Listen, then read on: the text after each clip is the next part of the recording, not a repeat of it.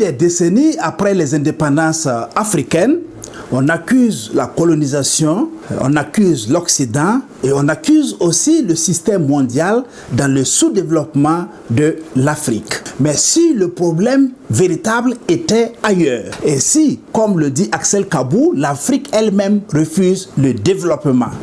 Dans cette vidéo, nous allons décrypter un livre qui a fait polémique dès sa sortie en 1991. Un livre qui a dérangé et qui continue d'ailleurs de déranger jusqu'à nos jours.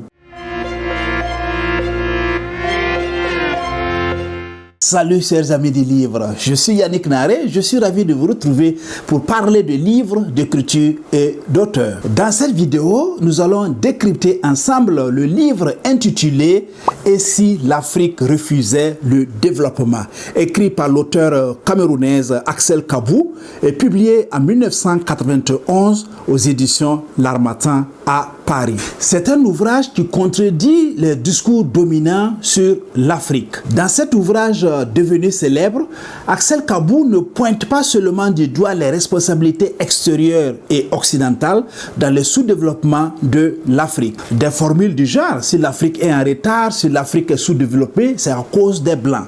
Axel Kabou, dans ce livre, interroge les mentalités, les comportements des Africains eux-mêmes dans cette situation de sous-développement de l'Afrique. C'est un discours qui va diviser et qui divise d'ailleurs forcément, mais qu'on ne peut pas ignorer. C'est pour cela que nous allons décrypter le contenu de ce livre dans cette vidéo.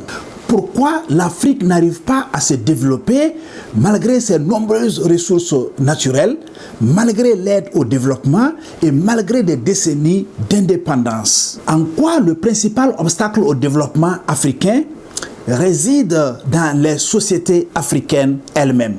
Voici deux questions dérangeantes auxquelles tente de répondre ce livre. BioExpress. Qui est Axel Kabou? Axel Kabou est une essayiste et une intellectuelle africaine. D'origine camerounaise, elle possède aussi la nationalité sénégalaise et française. Formée principalement en anglais, en développement et en communication, Axel Kabou a travaillé pour plusieurs organisations internationales. Pour Axel Kabou, les Africains ont tendance à expliquer leur sous-développement par plusieurs facteurs, notamment l'esclavage, la traite négrière, la colonisation, le néo-impérialisme et la dette mondiale et aussi le système international qui détruit les économies africaines. Mais pour Axel Kabou, toutes ces raisons sont fausses et il faudra chercher ailleurs les causes du sous-développement du continent africain. Selon l'analyse très documentée de Axel Kabou, nous pouvons relever 7 causes essentielles du sous-développement de l'Afrique que je m'en vais vous énumérer. Pour notre auteur du jour, la pauvreté, le sous-développement de l'Afrique ne s'explique pas essentiellement par le manque de capitaux. Et pour elle, l'Afrique n'est pas fondamentalement pauvre comme on pourrait le penser. Elle va même plus loin dans son analyse en disant que même si on injecte plusieurs milliards, on n'arriverait pas à provoquer le développement du continent africain. Mais alors, on pourrait se poser la question de savoir quelles sont les causes véritables selon Axel Kabou du sous-développement de l'Afrique. Selon Axel Kabou, la raison principale du sous-développement du continent africain est lié au fait que les Africains eux-mêmes rejettent le développement. Elle affirme dans le livre que les sociétés africaines rejettent le développement de toutes les forces. Ce refus du développement par les Africains se traduit concrètement par une faible créativité, par une résistance au changement et enfin par une difficulté de rompre avec certains comportements. C'est d'ailleurs cette idée phare qui a inspiré le titre du livre « Et si l'Afrique refusait le développement ?» En passant, Axel Kabou note que ce refus du développement des Africains, qu'elle appelle idéologie, n'est pas du tout importée chez les Occidentaux. Elle est interne aux Africains et elle est bien camouflée dans les esprits des Africains. La seconde raison du sous-développement de l'Afrique, selon Axel Kabou, est liée à la culture de l'assistanat et à la dépendance vis-à-vis de l'aide internationale. une idée majeure que nous allons développer bien sûr dans ce décryptage. Selon l'auteur, l'Afrique est entrée dans une longue phase et une certaine logique d'assistanat structurel. Elle parle même de téléfinancement et de téléalimentation. Et selon elle toujours, l'Afrique est entrée dans une phase de dépendance à l'aide et nombreux sont les Africains qui voient l'assistanat international comme un dû historique. Et selon elle, l'aide peut même aggraver le sous-développement de l'Afrique. Le troisième facteur qui freine le développement de l'Afrique, selon Axel Kabou, est lié au poids des traditions. L'auteur ne rejette pas du tout les traditions africaines, mais elle critique vivement l'usage qu'on en fait d'elles. Elle estime que certaines perceptions freinent le développement de l'Afrique. Pour l'auteur, les Africains sont nombreux à penser que le développement est anti-africain ou encore que le développement est la chose des Blancs. Les Africains n'ont pas encore réussi à faire le tri des valeurs traditionnelles capables de hisser l'Afrique au firmament du développement et aussi de réduire les effets néfastes de la domination extérieure. Elle ne manque pas de souligner que certaines traditions comme la sorcellerie freinent l'évolution sociale du continent africain.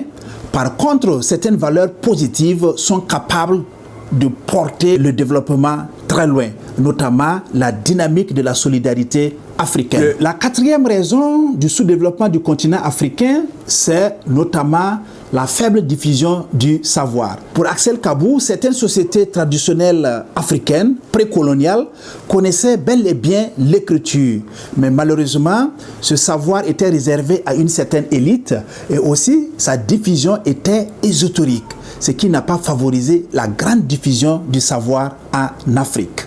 Résultat, la transmission du savoir en Afrique n'a pas été du tout efficace et aussi a limité la créativité, le progrès et l'innovation. Cinquième raison, Axel Kabou tacle les élites africaines, dont elle-même elle en fait partie. Axel Kabou est particulièrement critique envers les élites intellectuelles et politiques.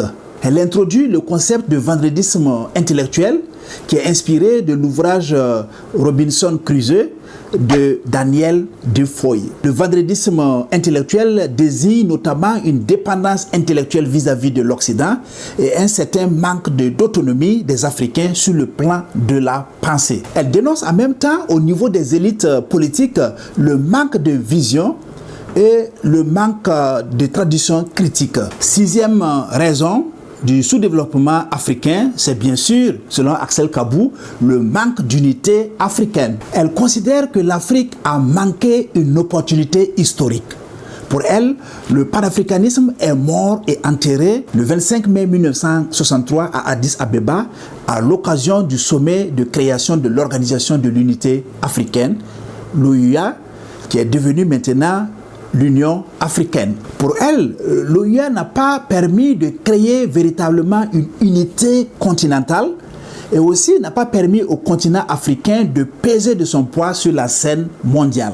Et depuis cette date de 1963 où l'Afrique a raté de réaliser son unité, pour Axel Kabou, elle a aussi raté en même temps le développement. Septième raison, c'est le libéralisme. Selon toujours Axel Kabou, le libéralisme n'a pas encore réuni toutes les conditions sociologiques et psychologiques d'être appliqué en Afrique. Et pour elle, d'ailleurs, l'application généralisée du libéralisme conduit tout droit à la catastrophe. Nous avons ici fini avec les 7 raisons qui fondent le sous-développement du continent africain selon Axel Kabou. Mais avant de continuer avec les solutions, je voudrais vous demander de liker cette vidéo et de vous abonner à la chaîne Yannick Nare.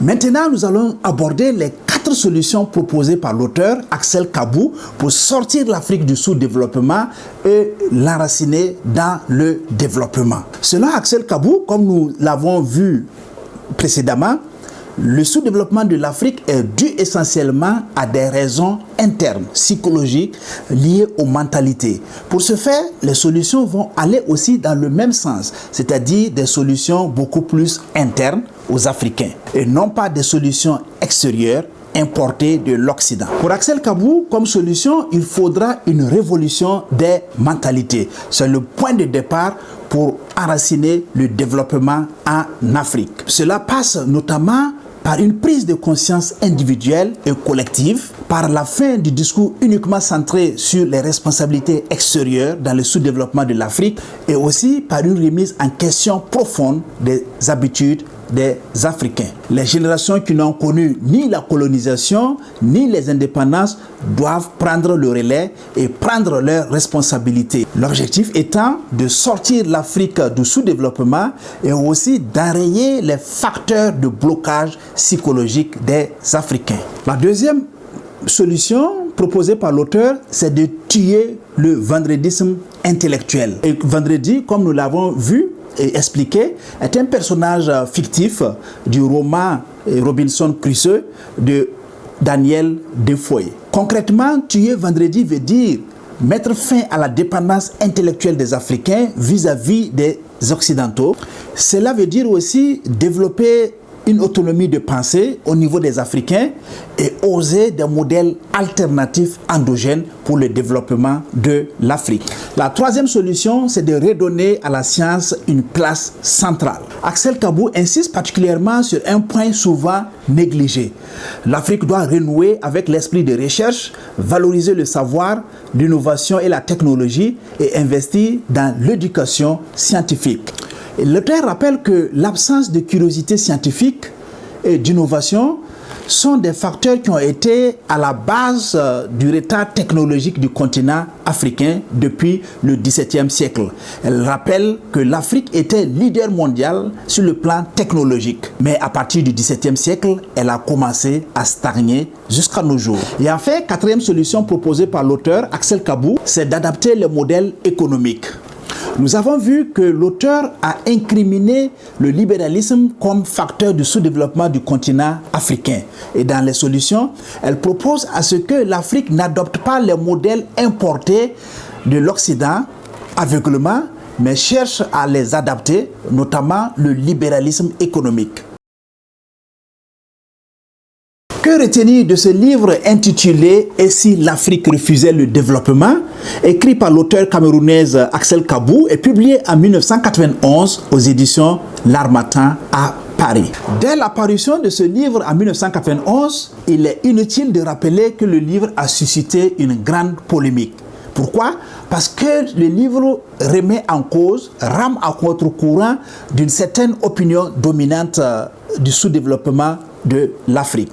La principale force de ce livre réside dans le courage de son auteur, Axel Kabou. Elle invite les Africains à se remettre eux-mêmes en cause, non pas en rejetant les responsabilités du sous-développement de l'Afrique sur l'Occident, sur l'extérieur, mais plutôt à faire une introspection interne pour trouver les causes du sous-développement de l'Afrique. Et les responsabilités internes africaines sont liées notamment à la culture, comme nous l'avons souligné, aux mentalités, à la gouvernance, etc.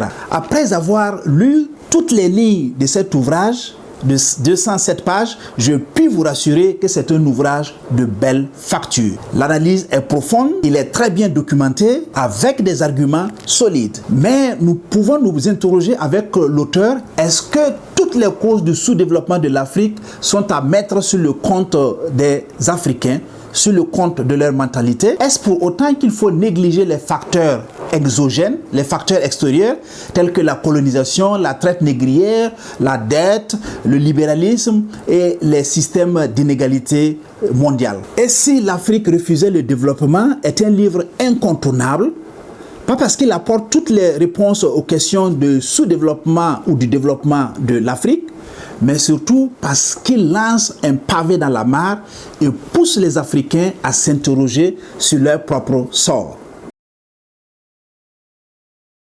Je vous recommande le livre « Comment l'Afrique en est arrivée là » de Axel Kabou toujours, qui est paru en 2011 aux éditions L'Harmattan. Dans la quatrième de couverture de ce livre que nous venons de décrypter, Axel Kabou annonçait la publication très prochaine d'un autre ouvrage intitulé « Les élites africaines des années 1970 ». Mais force est de constater que jusqu'à l'instant où nous parlons, ce livre n'a pas encore été publié. Donc, nous ne pouvons pas vous le recommander. Like cette vidéo si tu aimes des décryptages comme celui-ci que nous venons de faire. Abonne-toi à ma chaîne Yannick Naré et n'oublie pas de laisser ton opinion en commentaire. Je serai ravi et curieux de savoir ce que tu en penses.